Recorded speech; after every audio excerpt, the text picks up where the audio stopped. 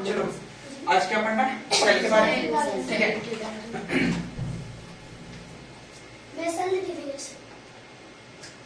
Cell part पहले तो पहचानेंगे कि सेल को हम लोग जानते कैसे, सेल में होता क्या क्या है उसके बारे में, ठीक है। तो लिखेंगे पार्ट ऑफ सेल। टॉपिक देखो, पार्ट ऑफ सेल। कोशिका के भाग। गर्ल्स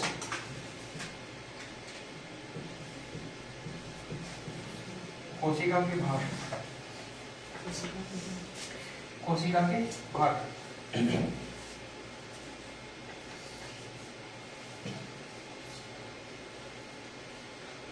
कोशिका के भाग, ठीक है। देखो पहला तो क्या है कि सेल्स के अंदर ना ऐसे छोटे छोटे तरल पदार्थ होते हैं, ठीक है। लिक्विड मटेरियल होते हैं। लिक्विड क्या होता है बता दो? मटेरियल्स। छोटे छोटे ऐसे तरल पदार्थ होते हैं जो भरे होते हैं। इन तरल पदार्थ को हम लोग क्या कहते हैं?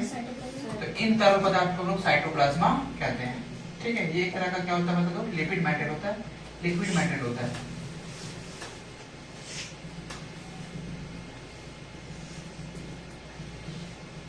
ठीक है। इन्हें क्या कहा गया बता दो? इन्हें कहा गया साइटोप्लाज्म। क्या कहा गया? हिंदी में कहते हैं कोशिका द्रव्य। क्या कहा गया? कोशिका द्रव्य। तो पहला तो लिखेगा, फर्स्ट पॉइंट क्या होगा कि कोशिका के अंदर, कोशिका के अंदर अंदर पाए जाने वाले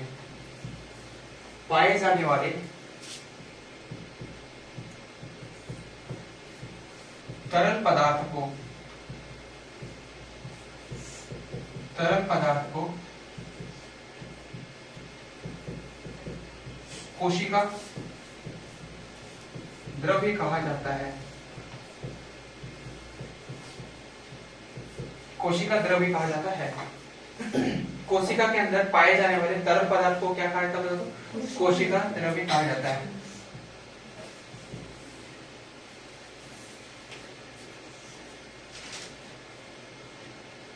ठीक है।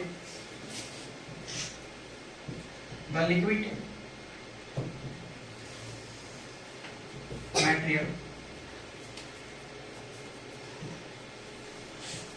which are found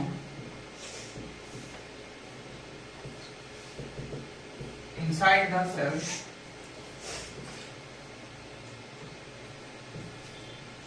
is called cytoplasm. Is called cytoplasm. ठीक है। कोशिका के अंदर जो लिक्विड मैटर्स होते हैं जो पाए जाते हैं उन्हें क्या कहा जाता है बता दो? साइटोप्लाज्म। उसके बाद इसके बाहर ही एक झिल्ली होती है, ठीक है। इसके बाहर क्या होता है बता दो? एक झिल्ली होती है कोशिका के बाहर, जिसे कहा गया कोशिका भित्ति, ठीक है, जो एक कवर्ड यानी प्रोटेक्शन आवरण का काम करती है। तो सेकंड पार्ट क्या होगा कि कोशिका के बाहर या बाहरी हिस्से में चारों ओर एक विशेष प्रकार की झिल्ली होती है, उसे कोशिका भित्ति कहा जाता है। उसे कोशिका भित्ति कहा जाता है। कोशिका के बाहर ये वाला जो हिस्सा दिख रहा है ना गोल सा, ठीक है, ये तो पूरा सेल है ना, ये पूरा क्या है सेल। और सेल के बाहर जो इस तरह का क्या दिख रहा है बता दो, एक कवर दिख रहा है, एक बाउंड्री जो दिख रहा है, इस बाउंड्री को हम लोग क्या कहते हैं बता दो, सेल मेम्ब्रेन। क्या कहते हैं, सेल मेम्ब्रेन। ठीक है, सेल मेम्ब्रेन कहा जाता है, इसे कोशिका भित्ति कहा जाता है। तो the outer layer of cell, the outer layer of cell is called cell membrane, cell membrane। ठीक है, ये दूसरा हिस्सा बताया हमने कि कोशिका का जो बाहरी हिस्सा है, जो एक आवरण से ढका होता है, एक झिल्ली के जैसा ढका होता है, उसे क्या कहा जाता है बता दो, सेल मेम्ब्रेन कहा जाता है। ठीक है, नोट कर लीजिए, उसे सेल मेम्ब्रेन कहते हैं। कोशिका के बाहरी हिस्से को क्या कहते हैं बता दो, सेल मेम्ब्रेन कहते हैं। कोशिका के बाहरी हिस्से को क्या कहा जाता है बता दो, cell membrane. It is also called plasma membrane, it is also called plasma membrane, इसे प्लाज्मा मेम्ब्रेन भी कहा जाता है, इसे प्लाज्मा मेम्ब्रेन भी कहा जाता है। ठीक है, सेल मेम्ब्रेन के अलावा इसको क्या कहा जाता है बता दो, plasma membrane. It is also called plasma membrane, plasma membrane, right ना, plasma membrane, इसे plasma membrane भी कहते हैं, इसे plasma membrane भी कहा जाता है। हो गया, फिगर बनाते चलोगे, ठीक है, साथ में फिगर को करते जाओगे तब समझ में आएगा। तो फिगर के एक स्पेस छोड़ दोगे, पार्टिकुलर जगह थोड़ा सा बड़ा ले लेना, क्योंकि बहुत सारे हिस्से, बहुत सारे टाइप्स इसके, तो सारे टाइप्स को आज बताएंगे, तो एक एक करके करते जाएंगे सारा। तो पहला क्या हो गया बता दो, साइटोप्लाज्मा, इसके बाहरी झिल्ली को क्या कहते हैं बता दो, सेल मेम्ब्रेन। ठीक है, जिसे क्या कहते हैं बता दो, प्लाज्मा मेम्ब्रेन।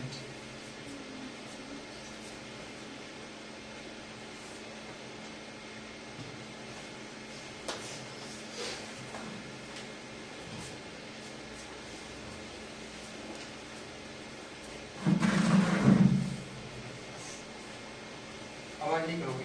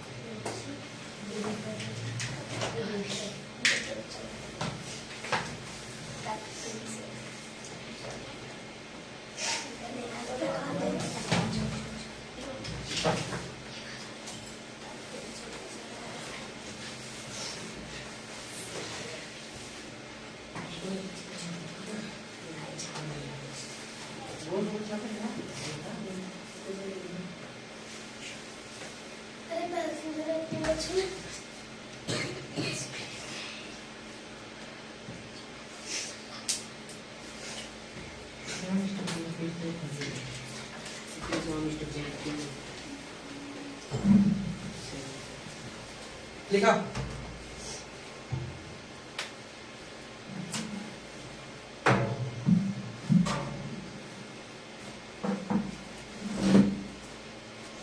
हो गया।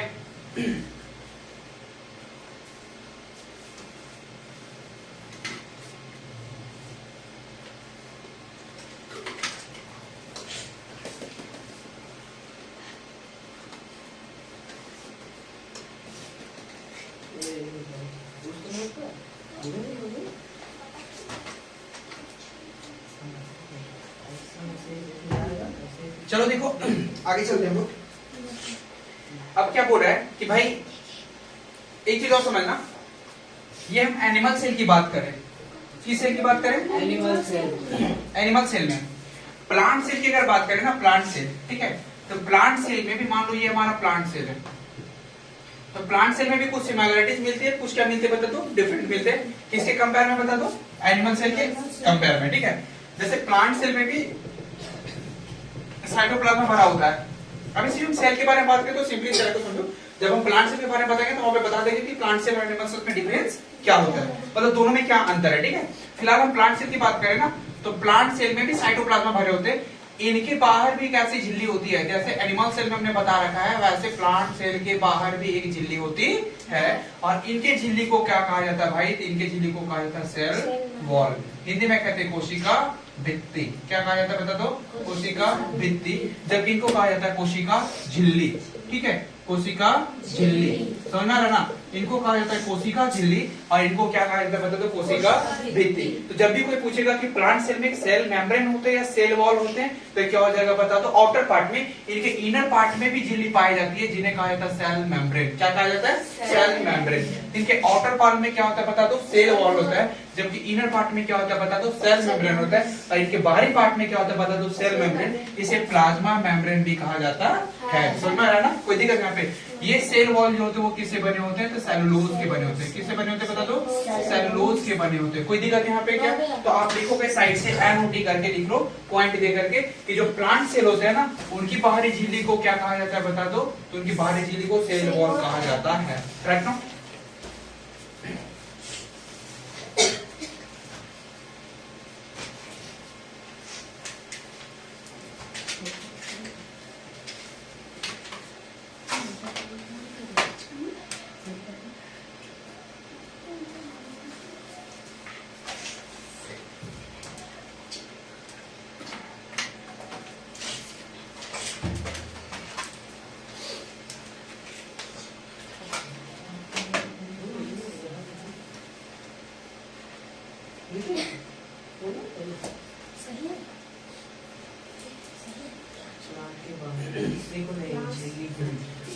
प्लांट कोशिका ऐसे लिखना, पादप कोशिका, पादप कोशिका, ठीक है, पादप कोशिका के बाहरी झिल्ली को कोशिका भित्ति कहा जाता है। कोशिका भित्ति कहा जाता है।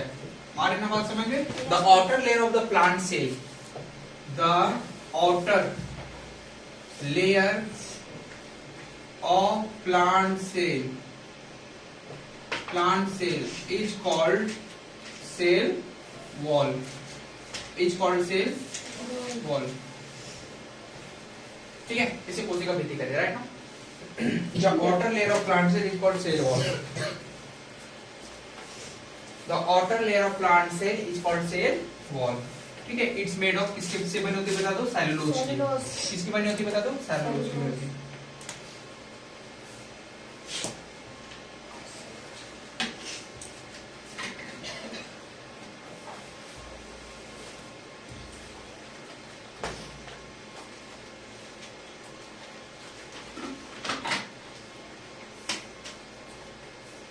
हो गया? मॉर्निंग शिफ्ट में आपका मैथ्स चलेगा, ठीक है। इवनिंग शिफ्ट में बायो, मॉर्निंग शिफ्ट में मैथ्स।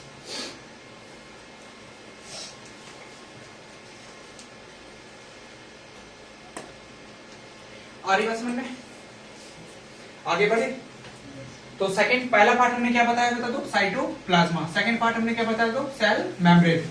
वहीं सेल मेम्ब्रेन की जगह सेल वॉल भी होता है, वो कहां पे होता है बता दो? पादप कोशिका में। पादप कोशिका इंग्लिश में हम लोग क्या कहते हैं बताओ?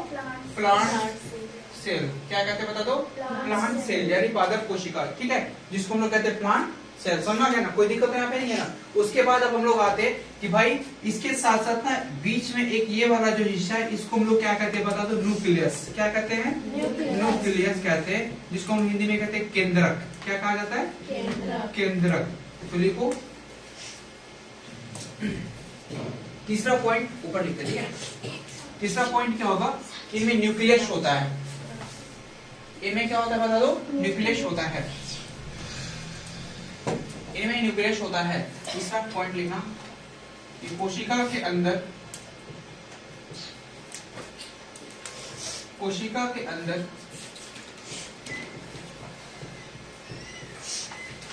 केंद्रक भी पाए जाते हैं। कोशिका के अंदर केंद्रक भी पाए जाते हैं। कोशिका के अंदर केंद्रक भी पाए जाते हैं जो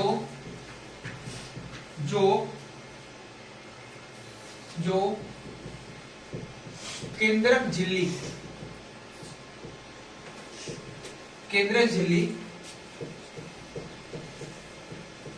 से भरे होते हैं।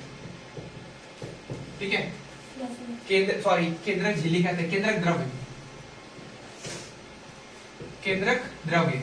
ये भी एक तरह का, क्या बता दो, एक तरह का लिक्विड मटेरियल्स है। क्या बताओ?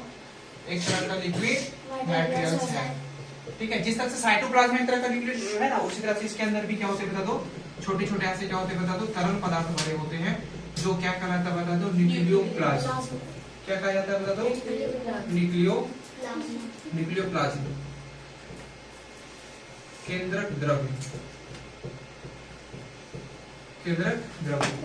ठीक है, और इसके बाहरी चारों ओर भी एक क्या होती है बता दो, झिल्ली होती है। ऐसे ऐसे छोटे छोटे क्या होते हैं बता दो, झिल्ली होते हैं। इन्हें कहा गया न्यूक्लियर मेम्ब्रेन। क्या कहा गया बता दो? Nuclear membrane. न्यूक्लियर मेम्ब्रेन कहा गया है। हिंदी में क्या कहते हैं बता दो? केंद्रक झिल्ली। क्या कहा गया है? केंद्रक झिल्ली। ठीक है, तो कोशिका के अंदर केंद्रक पाए जाते हैं, nucleus are found inside the cell. It also contain second point पर देखो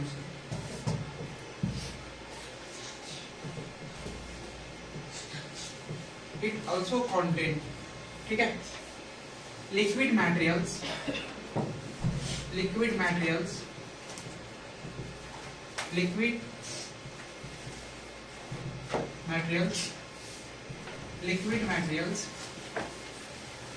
it also contain liquid materials is called nucleoplasm।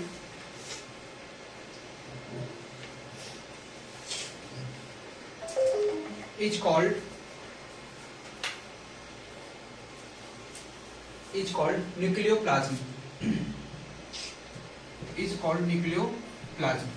ठीक है, लिखते जाओ। is called nucleoplasm।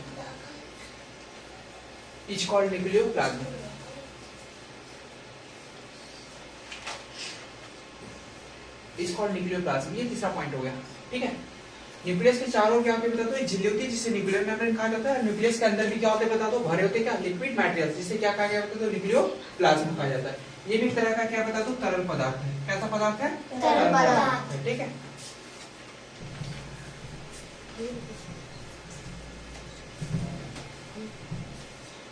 आगे लिखो।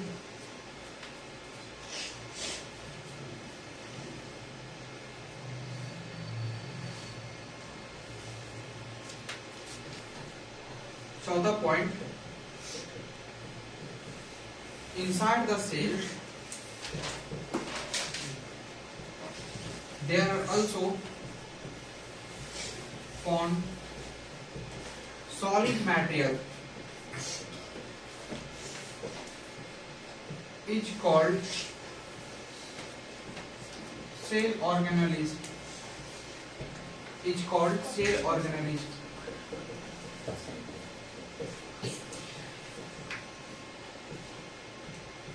कोशिका के अंदर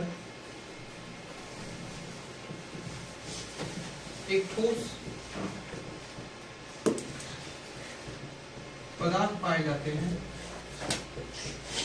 जो कोशिकांग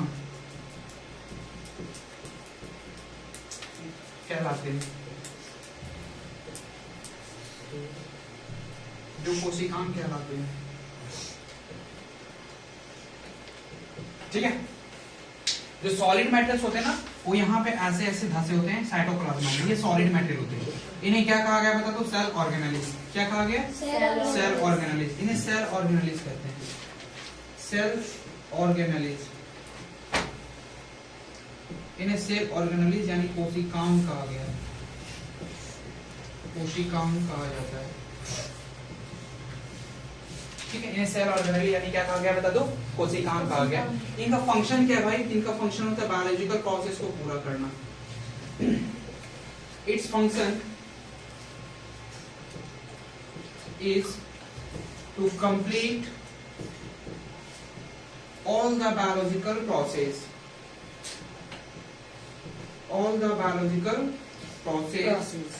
inside the cell,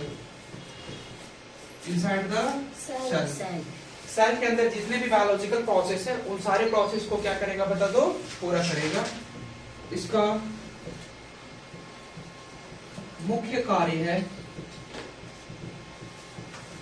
कोशिका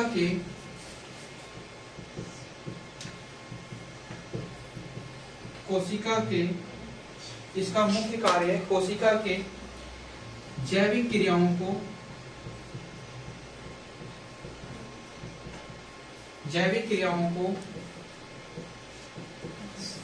पूरा करना। जैविक क्रियाओं को क्या करना बता दो? पूरा करना। It's main function to complete all the biological process inside the cell. ठीक है, जितनी भी जैविक क्रियाएं होती है सेल्स के अंदर हमको ये कंप्लीट करते हैं।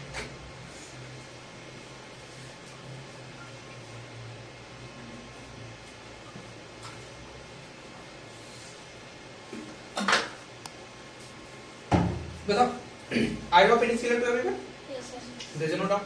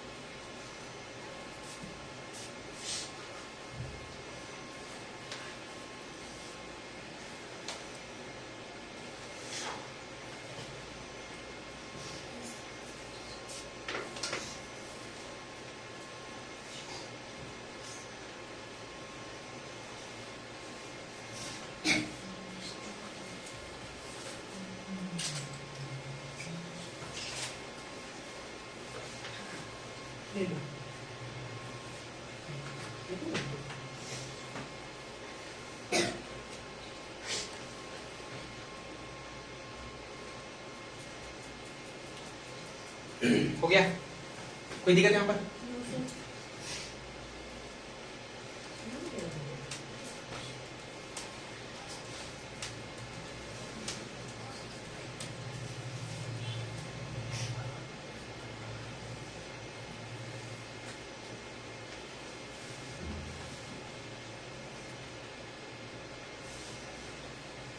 ठीक है, अब आगे चलते हैं बेटा।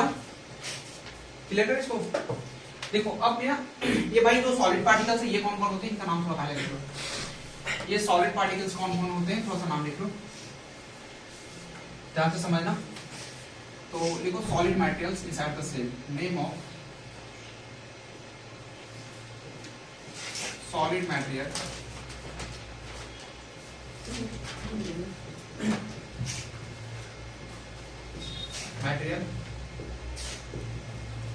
inside the cell। पहला लिखेगा न्यूक्लियस, न्यूक्लियस इसको कहा गया केंद्रक। सेकंड है राइबोसोम। क्या बता दो? राइबोसोम। सेंट्रोसोम, ठीक है, सेंट्रोसोम। उसके बाद है माइटोकॉन्ड्रियन। चौथा क्या बता दो? माइटोकॉन्ड्रियन। माइटोकॉन्ड्रियन इसे पावर हाउस भी कहा गया है। क्या कहा गया बता दो? Power house. पावर हाउस, ठीक है।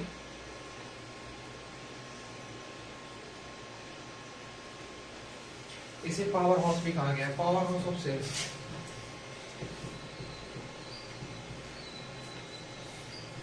Power house of cell. Endoplasmic reticulum, endoplasmic reticulum, ये दो तरह होते हैं, एक होता है रफ इंडोप्लाज्मिक और दूसरा क्या होता है बता दो? स्मूथ। ठीक है, पहला क्या होता है बता दो? रफ, और दूसरा क्या होता है बता दो? Smooth endoplasmic reticulum. ये दो होते हैं, रफ इंडोप्लाज्मिक,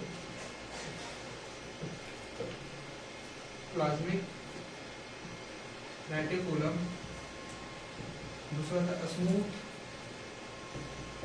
इंडोप्लाज्मिक रेटिकुलम। दो होते हैं, पहला क्या होता है बता दो? रफ, और दूसरा क्या होता है बता दो? स्मूथ।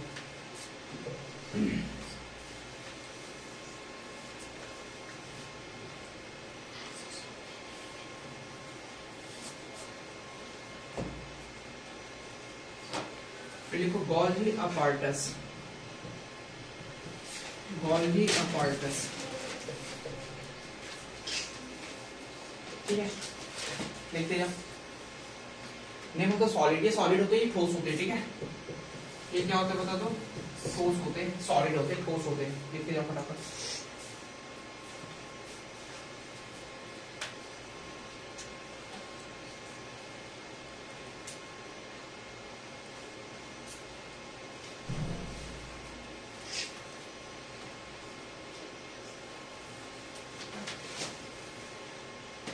हो गया, पीटीसी करो। जब सेल ऑर्गेनिक का चैप्टर पढ़ाएंगे तो वहां पे सारा बताएंगे एक्सेट्रा, ठीक है। फिलहाल इतना लिख लो एग्जांपल। ये सॉलिड मैट्रिक्स होते हैं, कोई भी पूछेगा सॉलिड मैट्रिक्स बता दो। न्यूक्लियस रहेगा, ribosome, centrosome, mitochondria, endoplasmic reticulum, इसके दो पार्ट्स, रफ और दूसरे का जो बता दो? स्मूथ, ठीक है। पहला कौन हो जाएगा? रफ, और दूसरा कौन हो जाएगा बता दो? स्मूथ। जैसे टू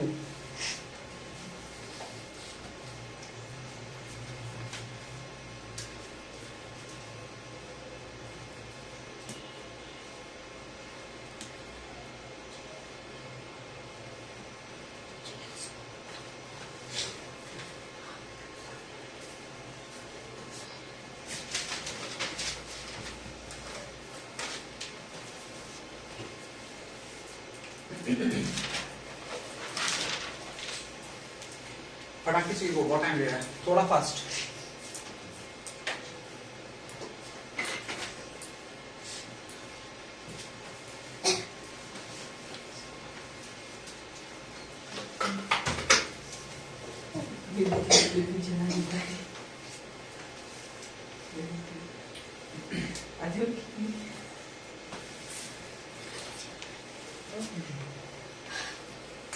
हो गया। अब देखो आगे थोड़ा सा चलते हैं। बाबू देखो इतना बताया ना, अब एक टॉपिक आता है जिसको हम लोग कहते हैं प्रोटोप्लाज्म। क्या कहते हैं? प्रोटोप्लाज्म। थोड़ा सा स्टोरी बता रहा हूँ। सेल जो होता है वो किसी भी ह्यूमन बॉडी का या किसी भी बॉडी का, लिविंग बॉडी का क्या होता है बता दो? यूनिट पार्ट होता है। ये ना पढ़े लोग, सेल किसी भी लिविंग बॉडी का क्या होता है बता दो? यूनिट पार्ट होता है। क्या होता है? यूनिट पार्ट, ठीक है। सेल किसी भी लिविंग बॉडी का क्या होता है बता दो? यूनिट पार्ट होता है। लेकिन एक व्यक्ति थे, ऐसा किसने कहा था? स्टेटमेंट है दिया था कि भाई यूनिट पार्ट किसका होता है बता दो? सेल बॉडी का, किसी भी लिविंग बॉडी का। अब ये लिविंग बॉडी हम दो बताए थे, एक तो पहला क्या होता है बता दो? प्लांट, और दूसरा क्या होता है बता दो? प्लांट बॉडी, और दूसरा क्या होता है बता दो? Animals body. ये ना बताए थे। हिंदी में क्या कहते हैं? पादप कोशिका या पादप जगत, और दूसरा हमने क्या बताया था बता दो? जंतु जगत, ठीक है। तो ये भी मोस्टली किससे बने होते हैं? सेल से, मेड ऑफ सेल, और ये भी मेड ऑफ सेल, ठीक है। तो सेल से बने होते हैं, इसलिए स्टेटमेंट दिया गया था कि भाई जो सेल से बने होते हैं ना वो यूनिट पार्ट होते हैं, क्या बता दो, किसी भी बॉडी का। लेकिन बाद में जब उन्होंने देखा कि सेल को जब जूम करा तो उन्होंने देखा कि यार सेल के अंदर भी बहुत सारी चीज क्या बता दो भरे पड़े हैं, जिसमें से क्या कहता बता दो, साइटोप्लाज्म। यानी इनसाइड द सेल की अगर हम बात करें तो इनसाइड द सेल में कौन था बताओ, इनसाइड द सेल में अगर देखा जाए तो पहला क्या हमने बताया था, साइटोप्लाज्म। क्या बताया था, साइटोप्लाज्म। दूसरा हमने बताया था भाई न्यूक्लियस भी यहाँ पे है, क्या बता दो, न्यूक्लियस भी है। तीसरा क्या बता दो, तो तीसरा हमने क्या बताया था कि भाई इसमें सेल ऑर्गेनेली है, क्या बता दो, सेल ऑर्गेनेली, यही ना बताए थे, इसमें कोशिकांग भी है, ठीक है। तो फिर ये छोटा कैसे हुआ, आखिर इसमें इतने सारी चीज भरे हैं तो फिर ये तो छोटा नहीं हुआ, ठीक है, ये तो छोटा नहीं हुआ। तो फिर इन्होंने क्या करा था, एक वर्ड आया जिसका नाम था प्रोटोप्लाज्म। क्या नाम था बता दो, प्रोटोप्लाज्म। और प्रोटोप्लाज्म को उन्होंने क्या बताया था, बेसिक यूनिट ऑफ लाइफ बताया था, क्योंकि उन्होंने देखा था कि सेल के अंदर भी बहुत सारी छोटे छोटे चीज भरे हैं, तो सबसे छोटा पार्ट तो ये नाला हुआ है ना। लेकिन उन्होंने देखा कि अगर ये छोटा पार्ट है, ठीक है, तो किसको हम छोटा बोलेंगे, क्योंकि एक सेल ऑर्गेनेल थोड़ी ना, बहुत सारे एंडोप्लाज्मिक रेटिकुलम है, सेंट्रोसोम है, वैक्यूल्स है, राइबोसोम है, गोल्गी बॉडी है, गोल्गी अपार्टस है, माइटोकॉन्ड्रिया है, एंडोप्लाज्मिक रेटिकुलम है, न्यूक्लियस है, तो किसको छोटा और किसको बड़ा बोलोगे।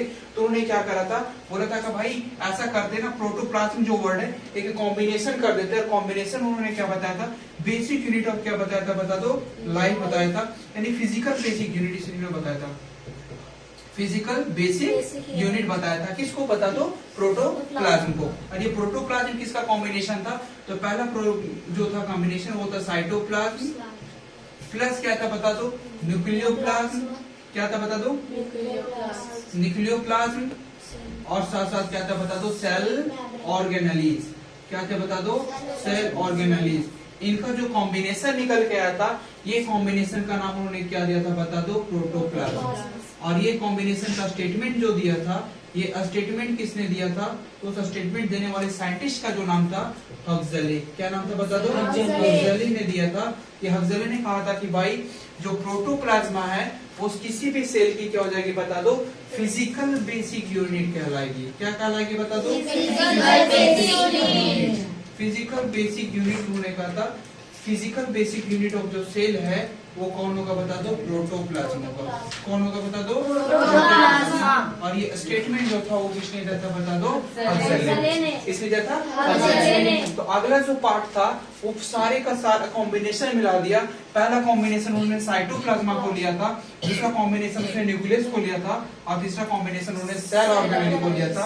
और इन तीनों को मिलाकर के नाम क्या दिया बता दो, प्रोटोप्लाज्म। और ये हमारा क्या बता दो, basic physical basic unit of क्या बता दो, लिविंग बॉडी। क्या बता दो, लिविंग बॉडी।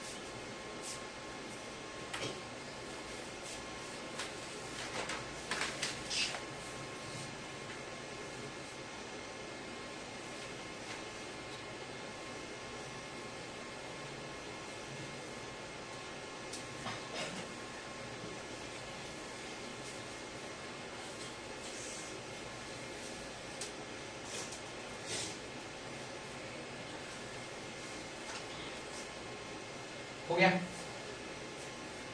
फटाफट लिखो, जल्दी, टाइम नहीं है, थोड़ा फास्ट करो।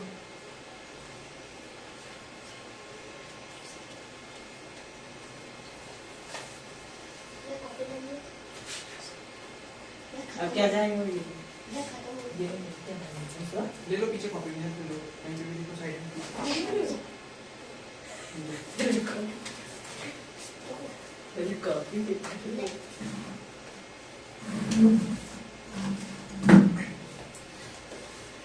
हो गया।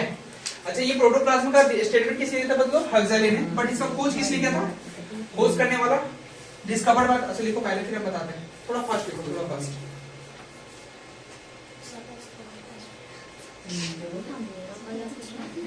ठंडा का टाइम में दिन बड़ा करता है, दिन छोटा करता है, रात क्या करता है बता दो? बड़ा करता है। बड़ा बड़ा कुछ नहीं करता। सूर्य क्या होता है बता दो? पहले डूब जाता है, तो रात क्या हो जाती है? लंबी। गर्मी टाइम में देखना सूर्य 7 बजे डूबता है। समर सीजन में टाइमिंग क्या होता है? 7 बजे। और विंटर सीजन में देखो 5:30 बजे के सूर्य ढल जाता है ना। तो अंधेरा क्या हो जाता है बता दो? पहले हो जाता है, 2-3 घंटा पहले अंधेरा हो जाता है।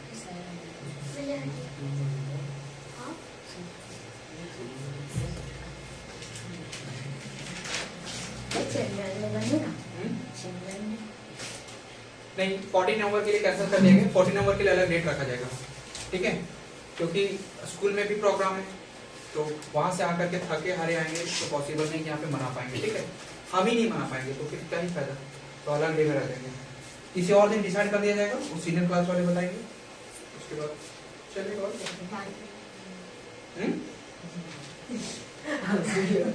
टीचर के दिन में जल्दी पैसा ले लेते। टीचर दिन में पैसा लेते हैं, तो 22 वाला रहता है, हम कुछ नहीं बोलते। आधा दे दो तो मेरा ही पैसा लग जाता है।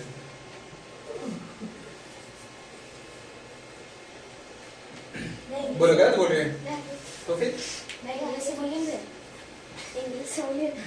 नोट करो।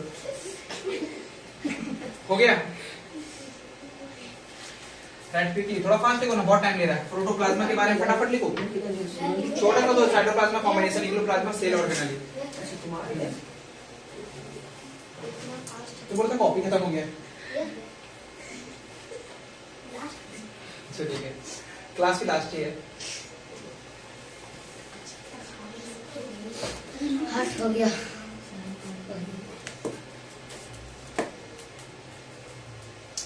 हो गया?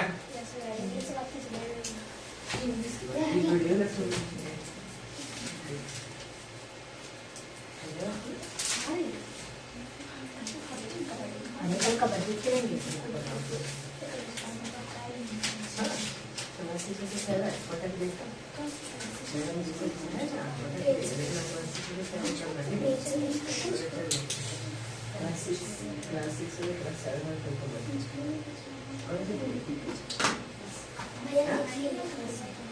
देखो अब आगे चलते थोड़ा सा। देखो डिस्कवर्ड, ध्यान से समझना। प्रोटोप्लाज्म का स्टेटमेंट जो दिया था बेसिक फिजिकल यूनिट, वो किसने दिया था? फंक्शनल ने, ठीक है? जो बेसिक फिजिकल यूनिट दिया था, देखो इधर बेसिक फिजिकल यूनिट,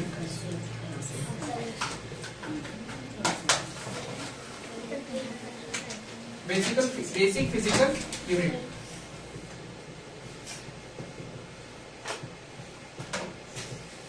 वो स्टेटमेंट किसने दिया था? किसने दिया था बता दो? फजले ने।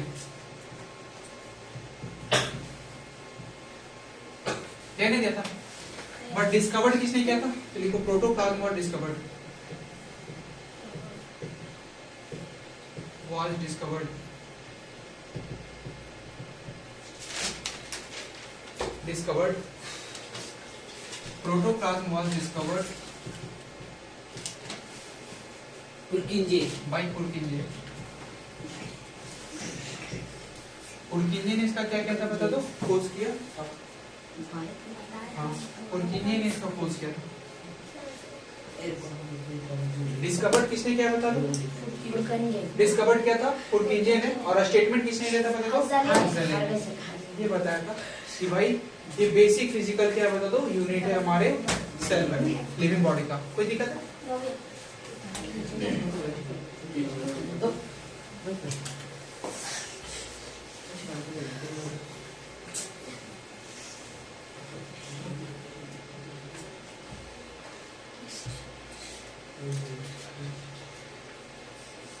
हो गया?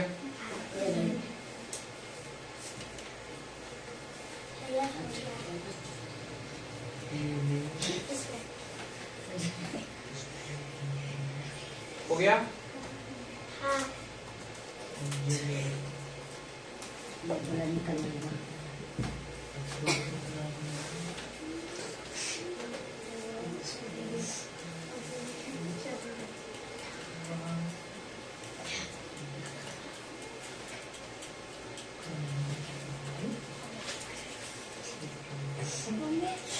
यहाँ तक किसी को डाउट है क्या?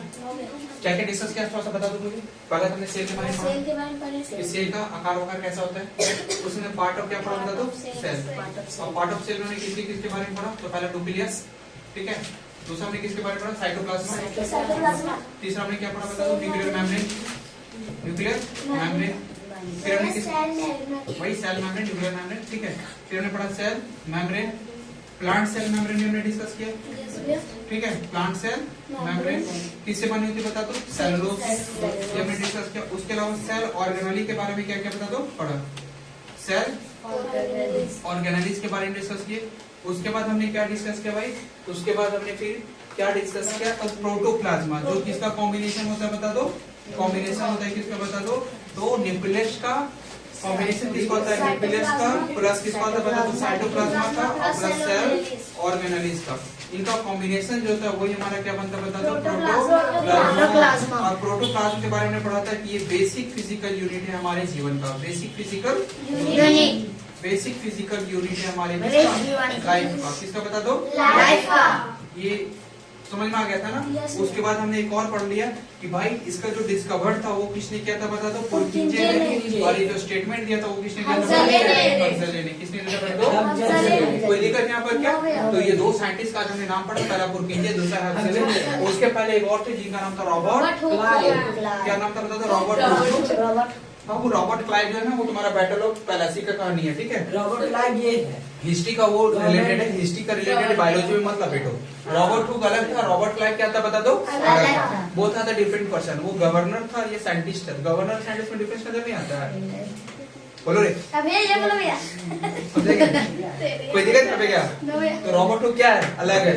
और रॉबर्ट जो क्लाइव था वो क्या था बता दो, अलग था। कहाँ का गवर्नर था बता दो, बंगाल का।